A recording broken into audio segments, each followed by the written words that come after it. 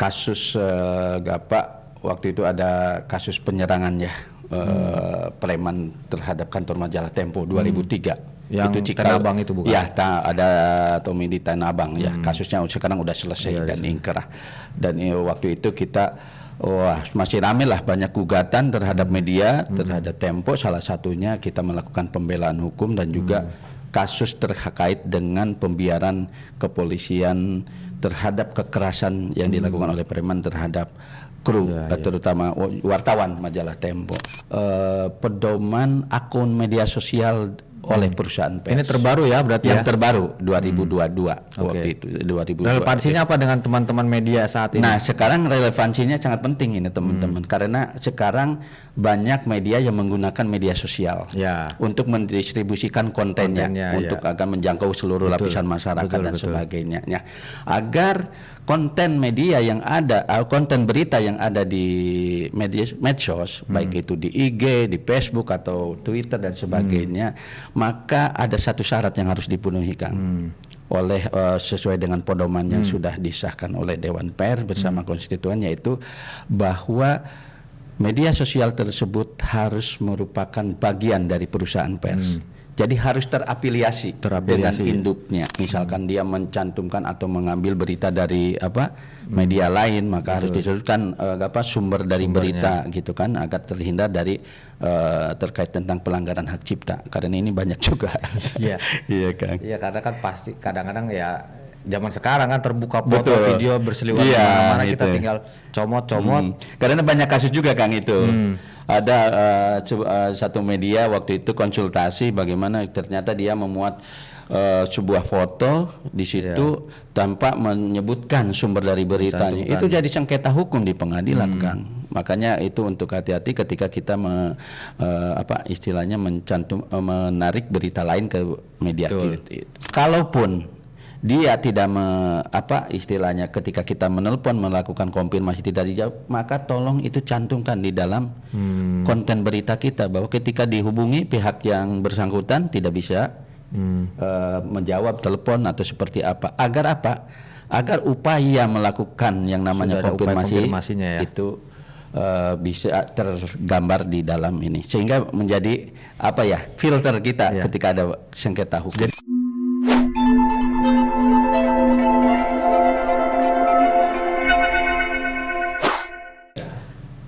Assalamualaikum warahmatullahi wabarakatuh. Selamat pagi. Berjumpa kembali dengan podcast LPDS Circle. Hari ini kita kedatangan tamu yang sangat istimewa, spesialisnya tentang hukum pers. Beliau adalah Kang Hendrayana SHMH. Ya, saya biasa manggilnya Kang Hendra. Kang Hendra, apa kabar? Alhamdulillah baik. Alhamdulillah. Sehat ya, Kang? Sehat-sehat. Kang Hendra ini kawan-kawan kalau biasa memperhatikan tentang kebebasan pers dan hukum pers, ini beliau sudah sangat terkenal saya kira di kalangan teman-teman wartawan, terutama di Jakarta dan nasional ya. Saya akan bacakan dulu profilnya. Kang Hendrayana ini beliau sarjana hukum Universitas Jenderal Sudirman Purwokerto tahun 1999. Kemudian S2-nya Magister Hukum Universitas Pancasila tahun 2017. Kemudian beliau juga sebagai pengacara, kursus pengacara hak asasi manusia LSAM 2001 ya, Kang? Iya. 2001 itu lama banget. Ini awal-awal nih ya. Beliau training fundraising for NGO 2006. Ini banyak sekali pelatihan-pelatihannya dan pelatihan terakhir sebagai training ahli pers Dewan Pers 2020. Nah, sekarang beliau sebagai ahli pers, tenaga ahli hukum dan perundang-undangan di Dewan Pers dan perundang-undangan Dewan Pers sejak tahun 2021. Ya. Beliau juga dulu pernah sebagai direktur eksekutif LPDS ya tahun 2018 ya, Kang? Iya, sampai 2024. Jadi kalau LPDS Circle beliau pulang kampung lah kira-kira. turun dari Dewan Pers ke LPDS di lantai 3 ini. Iya. Nah, beliau spesialisnya memang tentang hukum pers ya, banyak sekali penanganan kasus yang berkaitan dengan hukum pers Ini kalau saya bacakan tidak cukup satu hari satu malam ini. Jadi kita langsung saja. Oh ya, ini portofolionya tentang buku juga banyak sekali. Ada lebih dari 10 ini saya. Ya. Dan tulisan-tulisannya juga di beberapa majalah ya, di beberapa media juga tersebar di mana-mana, di koran Tempo, Harian Fajar Makassar, majalah Maestro, koran Radar Tegal, National News dan lain sebagainya. Banyak lah. Jadi saya kira, dan talk show-nya juga di televisi, radio juga sudah sering. Jadi kami LPD Circle tidak salah mengundang Kang Hendrayana untuk bicara tentang hukum pers. Beliau sangat kompeten terhadap hukum pers. Bagaimana misalnya membela hak-hak wartawan ketika terjerat berkaitan dengan produk pers. Nah, saya ingin mengawali diskusi ini dengan Kang Hendrayana, bisa diceritakan hukum pers itu sebenarnya seperti apa bagi teman-teman wartawan di lapangan, karena saya kira mungkin belum banyak juga ya, kalau terutama di daerah teman-teman yang ya dalam tanda petik lah, bagaimana trik and tipsnya supaya tidak terjerat secara kriminalisasi hukum ya, atau kriminalisasi ketika mereka membuat produk jurnalistik. Silakan Kang. Baik Kang Jainal, terima kasih atas undangannya. Satu kehormatan nih, saya kan diundang di acara podcast LPDS ini, suatu kita untuk berbagi ilmu ya, dan pengalaman, sharing pengalaman ya. Kebetulan saya sebelum di LPDS dulu ya, dan di Dewan Pers saya sebagai direktur Lembaga Bantuan Hukum Pers. Saya mendirikan Lembaga Bantuan Hukum Pers 2003 sampai 2013. Ya banyak kasus Kang. Wah ini awal-awal ya. Iya awal-awal waktu itu. Banyak kasus yang saya tangani bersama rekan-rekan, terutama terkait dengan kasus kriminalisasi pers dan juga masalah kasus gugatan perdata dulu. Awalnya kenapa lembaga itu dibentuk, karena belum ada satu lembaga yang secara khusus menangani kasus pers. Disitulah waktu itu saya tertantang ya untuk bersama teman-teman mendirikan sebuah lembaga yang mengadvokasi terkait saat di lembaga pers. Saya ingat kalau nggak salah Kang Hendra ini banyak menemani atau membela teman-teman di Tempo ya. Betul. Dalam kasus hukum persnya itu menemani teman-teman Tempo. Bisa diceritakan Kang salah satunya Kang? Ya salah satunya waktu itu adalah terkait dengan kasus waktu itu ada kasus penyerangan ya, preman terhadap kantor majalah Tempo 2003. Yang itu Tanah Abang itu bukan? Ya, ada Tommy di Tanah Abang ya. Kasusnya sekarang udah selesai dan ingkrah. Dan waktu itu kita masih rame lah, banyak gugatan terhadap media, terhadap Tempo. Salah satunya kita melakukan pembelaan hukum dan juga kasus terkait dengan pembiaran kepolisian terhadap kekerasan yang dilakukan oleh preman terhadap kru, terutama wartawan majalah Tempo. Kita saat itu melakukan gugatan Kang, gugatan legal standing atas nama Aji ke Kapolri, Presiden, dan menang sampai Mahkamah Agung. Dan di situ kita menuntut supaya Kapolri melakukan permohonan maaf dan memasukkan Undang-Undang Pers dalam kurikulum Polri untuk pendidikan dan pelatihan bagi penegak hukum. Luar biasa ini. Iya. Bukan hanya menang tapi juga berhasil memasukkan golnya langsung ke. Iya. Ya selama ini ya kebetulan saya banyak mendalami terkait dengan hukum pers. Kenapa penting ini bagi teman-teman wartawan tentang hukum pers. Hukum pers bukan hanya di dalam Undang-Undang Pers dan Kode Etik, tapi juga banyak peraturan yang dibuat oleh Dewan Pers bersama konstituennya.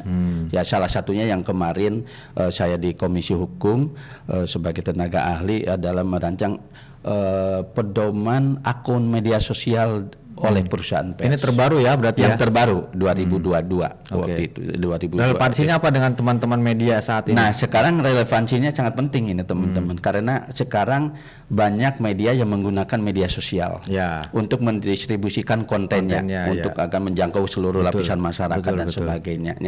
Agar konten media yang ada, konten berita yang ada di medsos, baik itu di IG, di Facebook atau Twitter dan sebagainya, maka ada satu syarat yang harus dipenuhi Kang.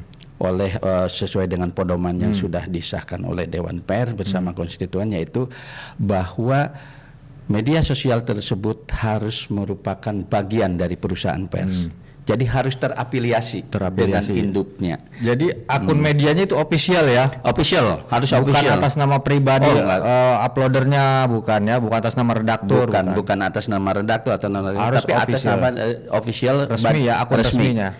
Dan itu harus kita tautkan ya dengan misalkan contoh, misalkan ada sekarang yang lagi ramai bocor halus itu punya Tempo. Nah itu merupakan bagian dari integral dengan perusahaan persnya. Sehingga ketika ada masalah hukum, ketika misalkan ada juga Kompas ya, ada Kompas TV dan sebagainya. Ketika ada masalah hukum, itu undang-undang pers bisa menjangkau untuk melakukan perlindungan. Ya melalui mekanisme seperti mekanisme hak jawab ya, hak koreksi. Ketika ada masyarakat yang keberatan atau mengadukan seperti itu. Sekarang apakah cukup dengan akunnya ini sebagai akun resmi, bahwa ini akun resmi Medial A ya, Instagramnya juga begitu, kemudian Facebook dan sebagainya.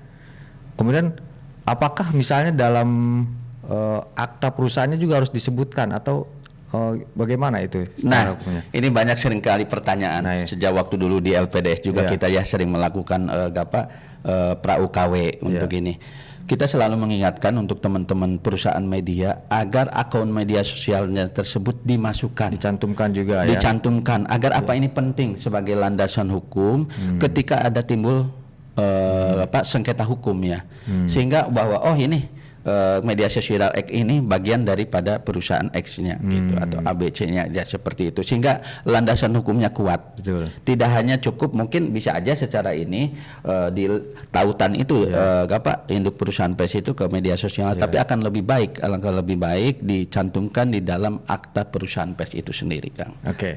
Kang, kalau dulu eranya media cetak, ketika ada orang komplain, narasumber komplain, kemudian mengadu ke Dewan Pers dan katakan diputuskan oleh Dewan Pers bahwa tidak sesuai misalnya dengan kode etik jurnalistik dan sebagainya, harus memuat misalnya ada permintaan maaf atau naskah juga yang seukuran sama dengan berita sebelumnya. Nah kalau dalam bentuk media sosial seperti apa? Misalnya dalam podcast nih, ada narasumber atau pendengar yang merasa dirugikan dengan podcast tersebut. Nah dalam bentuk klarifikasinya, apakah mengundang narasumber itu untuk klarifikasi di sini dengan durasi yang sama atau seperti apa? Ya, terkait tentang masalah prinsipnya sama ya. Mungkin kalau media cetak harus memuat hak jawab di halaman yang sama, atau misalnya secara proporsional sih sebenarnya. Proporsional. Sama aja, ini kan hanya mediumnya aja yang berbeda kan. Beberapa kasus sudah masuk ke Dewan Pers, ke bagian pengaduan. Di situ bentuknya bisa hak jawab itu dengan melakukan wawancara kembali si pihak yang dirugikan, misalkan di podcast tersebut gitu. Berarti diundang narasumber yang keberatan lagi untuk podcast dengan durasi yang sama kira-kira gitu. Betul. Intinya kita dengan adanya media sosial, kita dengan media cyber juga kan ada sekarang pedoman terkait dengan pedoman media cyber. Di situ mencakup seluruh bagaimana ketika media tersebut melakukan kekeliruan. Maka harus memuat hak jawab, misalkan dia mencantumkan atau mengambil berita dari media lain, maka harus disebutkan sumber dari berita gitu kan, agar terhindar dari terkait tentang pelanggaran hak cipta, karena ini banyak juga.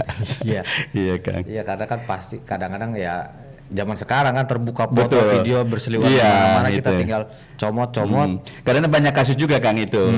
Ada satu media waktu itu konsultasi bagaimana ternyata dia memuat sebuah foto di situ tanpa menyebutkan sumber dari beritanya. Itu jadi sengketa hukum di pengadilan, Kang. Makanya itu untuk hati-hati ketika kita istilahnya menarik berita lain ke media itu. Nah, kalau kembali ke teman-teman online nih sekarang, era online, seberapa penting mana nih, kan katanya kalau online harus aktual, cepat dan lain sebagainya. Ketika ada berita yang bersifat konflik kan harus butuh cover both side. Nah, apakah cover both side-nya ini keberimbangan beritanya nanti di berita selanjutnya boleh atau memang harus pada berita pertama itu juga? Prinsipnya tetap sama ya Kang ya. Mau itu media online, media cetak, prinsipnya harus sesuai dengan kode etik, harus berimbang kan.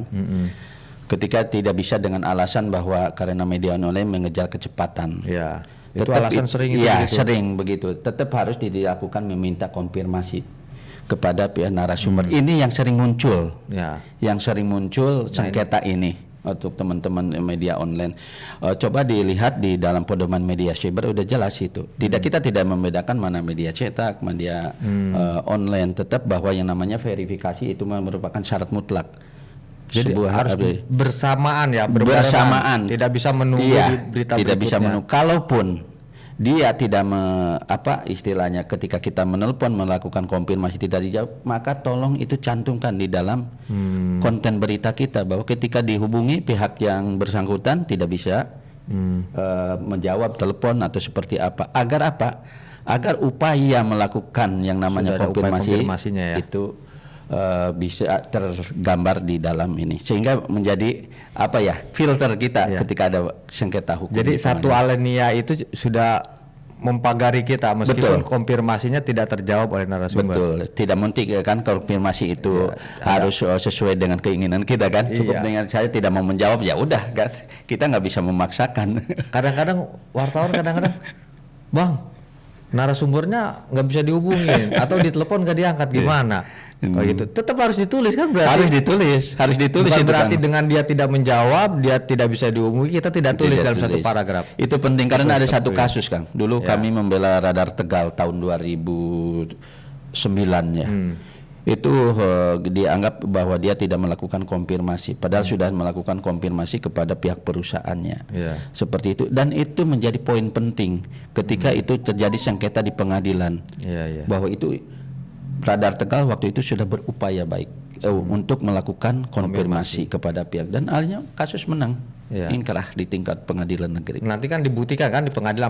Betul. Dia benar-benar melakukan konfirmasi. Betul. Jangan istilahnya itu bohong gitu.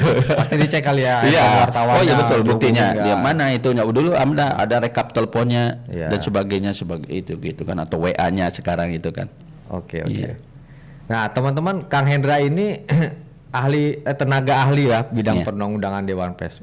Mungkin bisa diceritakan Kang soal sejauh atau seberapa besar sekarang pengaduan masyarakat terhadap produk jurnalistik ke Dewan Pers. Nah, terkait dengan pengaduan itu ada satu komisi komisi pengaduan. Kalau nggak salah yang saya baca waktu kemarin kurang lebih 500 lebih ya pengaduan. Kalau kami saya di Komisi Hukum ini menangani sekarang ini ada permohonan 106 ahli pers. 106 ahli pers. Iya. Nah, jadi ini perlu diketahui juga bahwa memang sekarang MOU antara Dewan Pers dengan Polri ini udah cukup berjalan dengan baik ya. Karena setiap ada laporan masyarakat ke kepolisian, maka kepolisian dalam proses penyidikan tersebut meminta dulu koordinasi dulu dengan Dewan Pers untuk meminta keterangan ahli. Nah, itu ada kurang lebih 126. Ya, 116 permohonan ahli. Ya. Banyak juga ya. Iya. Tapi ada juga yang kebanyakan sih kasus-kasus yang menyangkut tentang bahwa pertanyaan itu apakah ini perusahaan pers berbadan hukum atau tidak. Karena ini penting bagi teman-teman bahwa perusahaan pers ini syarat mutlak utama itu adalah harus berbadan hukum perusahaan pers kan. Iya. Karena itu sering menjadi timbul pertanyaan kan. Karena media sosial juga bisa dikatakan pers apabila itu berbadan hukum pers gitu, seperti itu. Nah, kemarin kami terus melakukan sosialisasi juga bersama jajaran Polda. Kita udah melakukan di 6 kepolisian daerah untuk sosialisasi MOU dengan Polri itu ya. Polri dan turunannya. Perjanjian kerjasama itu menyangkut hal teknis tentang hak dan kewajiban dari Dewan Pers maupun Polri. Dan sekarang berjalan efektif kan, cukup. Dan juga kita sering temukan ada kalau yang wartawan yang melakukan pemerasan yang itu atas nama media, kita tidak. Kita serahkan kepada kepolisian karena itu di luar proses konteks karya jurnalistik seperti itu. Seru juga nih. Sekarang ini kan ya pasti ya semua media tuh karusel ya. Dia menyebarkan kontennya nggak cuma di online-nya aja, di medsos dan lain sebagainya. Nah, potensi pelanggaran banyak. Itunya lebih banyak di mana, Kang? Di medsosnya atau di online-nya? Kalau potensi pelanggaran itu kebanyakan di medsos ya. Kalau itu yang menggunakan media sosial, kami sering menemukan juga dari hasil temuan itu dia tidak berbadan hukum. Kalau itu tidak terafiliasi, itu bukan konteksnya di dalam jurnalistik kan. Tapi kalau misalkan itu merupakan bagian afiliasi dari perusahaan pers, kita ketemukan tidak adanya konfirmasi, misalkan seperti itu yang umum lazim terjadi pasal 1 dan pasal 3 itu kode etik yang sering terjadi pelanggaran. Maka diselesaikan melalui mekanisme hak jawab. Kalau di Dewan Pers kan ketika ada pengaduan ke Dewan Pers ada bentuknya pernyataan, penilaian dan rekomendasi atau VVR tersebut yang harus dilaksanakan oleh media yang bersangkutan jika terbukti melakukan pelanggaran kode etik. Jadi satu hal yang penting adalah bahwa pengaduan di Dewan Pers itu adalah bukan terkait tentang pelanggaran hukum tapi pelanggaran etik, Kang. Pelanggaran etik ya. Iya, karena yang namanya karya jurnalistik bukan sebuah kejahatan seperti mana diatur dalam KUHP, tetapi adalah merupakan sebuah pelanggaran terkait kalau bicara tentang etik, sanksi hukumnya seperti apa? Kan pasti beda dengan pidana dan perdata. Oh, sangat berbeda jauh. Kalau pidana ya jelas hukuman badan kan, Kang. Kalau di dalam kode etik kan terkait dengan ada ketentuannya di dalam pasal 18 kan. Misalkan dia tidak memuat hak jawab, ada dendanya. Ada denda juga 500 juta, Kang. Jangan salah itu, teman-teman. Maka jangan menganggap sepele terkait dengan hal ini gitu kan. Apabila pihak yang teradu tersebut katakanlah media tidak melaksanakan rekomendasi oleh oleh Dewan Pers, maka tidak tertutup kemungkinan pihak pelapor akan mengadukan kepada penegak hukum. Bisa kalau dia tidak melaksanakan itu rekomendasi dari Dewan Pers. Iya, tidak itu biasanya sekali dua kali seperti itu. Karena ada kejadian kasus yang sudah disidang di Dewan Pers tetapi medianya ngeyel, misalkan tidak mau melaksanakan. Media itu itu bukan sebagai ini yang harus selalu benar ya, katakanlah seperti ada kekeliruan maka harus dikoreksi kan, harus diperbaiki dengan hak jawab seperti itu. Biasanya rekomendasi dari Dewan Pers apa, Kang, biasanya kalau sengketa pemberitaan itu? Kalau sengketa pemberitaan umumnya tentang pemuatan hak jawab ya, Kang, dan permohonan maaf jika itu terkait dengan terdapat unsur yang ini nama baik seseorang seperti itu. Jadi harus itu etikanya seperti itu harus kan? dimuat ya, harus dimuat di medianya. Biasanya kan kalau di PVR itu kalau misalkan ketika kita akan memuat hak jawab kan melakukan wawancara atau apanya. Tapi ketika tidak ada kesepakatan yang terkait dengan hak jawab maka bisa diinikan kepada Dewan Pers tentang hak jawabnya. Nah, kadang-kadang soal memuat hak jawab itu ketika diberi kesempatan narasumber yang merasa keberatan itu dia akan melakukan hak jawab, dan hak jawab itu biasanya berlebihan juga, Kang. Apa yang dianggap tidak berkaitan dengan pemberitaan misalnya, itu kadang ditulis semua tuh sama pihak yang keberatan. Nah kan kita sebagai pers wartawan kan masa harus kita muat semua seperti ini kan tidak. Ini ada satu kasus yang terkait tentang hak jawab. Dulu ada kasus Tempo melawan Asian AG Group. Jadi waktu itu dari pihak sana meminta supaya full color dan satu majalah harus dimuat semuanya. Nah itu kan berlebihan ya. Nah begini, terkait dengan pemuatan hak jawab harus dilakukan secara profesional. Menyangkut substansi dari apa yang dianggap merugikan. Tidak mesti kan apakah semua dalam satu misalkan 5 paragraf semuanya dianggap merugikan, kan ada mungkin 1 kalimat 2 kalimat yang dianggap merugikan. Poinnya di situ substansinya. Saya teringat dari ahli pers waktu itu Pak Atma Kusuma, bahwa kalau surat pembaca pun bisa dijadikan sebagai ini hak jawab, gitu. Tidak mesti waktu itu kasus itu dan itu diterima oleh hakim. Karena ini sebagai proses klarifikasi kan terkait dengan substansinya. Tidak semua yang diminta oleh karena apalagi yang tidak ada kaitannya sama sekali dengan ini. Maka ada pedoman yang namanya pedoman hak jawab. Pedoman hak jawab ya. Iya, pedoman hak jawab dan pedoman media siber seperti itu kan. Jadi narasumber juga tidak boleh ngotot juga itu harus masuk bisa. Semua ya? Nggak bisa karena menyangkut hak jawab juga itu adalah intinya kewenangan daripada redaksi kan. Boleh aja redaksi. Dia mengajukan 10 halaman tapi menurut redaksi ini yang dianggap sesuai dengan relevan dengan apa yang berita sebelumnya yang dianggap merugikan ya itulah mungkin yang dimuat. Jadi punya kewenangan juga redaksi untuk mengedit terkait tentang hak jawab tersebut. Nah ini kalau kadang-kadang ada pikiran begini dengan adanya kerjasama Dewan Pers dengan MOU Kapolri itu ya, bahwa setiap sengketa pemberitaan yang terkait karya jurnalistik, narasumber yang merasa keberatan misalnya, tiba-tiba dia merasa pencemaran nama baik, kemudian dia lapor polisi. Nah lapor polisi, nama polisi kadang-kadang yang belum tahu mungkin ya, diproses itu Kang. Nah ya betul karena ada prinsipnya kalau di pihak hukum pidana hukum acara pidana polisi tidak boleh menolak laporan karena kewajiban polisi untuk menerima. Tapi ketika dalam proses penyelidikan atau penyidikan mereka selalu koordinasi dengan Dewan Pers setelah ada MOU ini. Dan ini udah berjalan cukup baik ya Kang, karena ini yang tadi kemarin 2023 itu ada 116 permohonan ahli gitu kan, mulai dari Papua sampai kepada Aceh itu Kang. 116 itu. Iya, itu yang ini gitu kan, ada yang kasusnya selesai di tingkat penyelidikan dan itu udah diinikan oleh kepolisian di follow up, dan ada juga yang sampai ke pengadilan karena itu bukan menyangkut karya jurnalistik seperti itu. Jadi bayangan teman-teman kadang-kadang gini Kang, setelah dilaporkan kemudian kan polisi koordinasi lah ya dengan Dewan Pers, apakah ini sengketa pemberitaan kan ranah Dewan Pers, silakan ke Dewan Pers. Dengan setelah itu kan diproses kan, mediasi kan, panggil antara pihak yang keberatan dengan redaksinya. Selesai dengan mediasi itu, ada kesepakatan di situ, selesai gitu atau cukup dengan permintaan maaf misalnya dari redaksi, selesai di situ dan tidak ada lanjut ke ranah hukum atau gimana Kang? Ya biasanya itu kalau itu selesai di tingkat mediasi di Dewan Pers ada sebuah kesepakatan yang ditandatangani oleh kedua belah pihak Kang.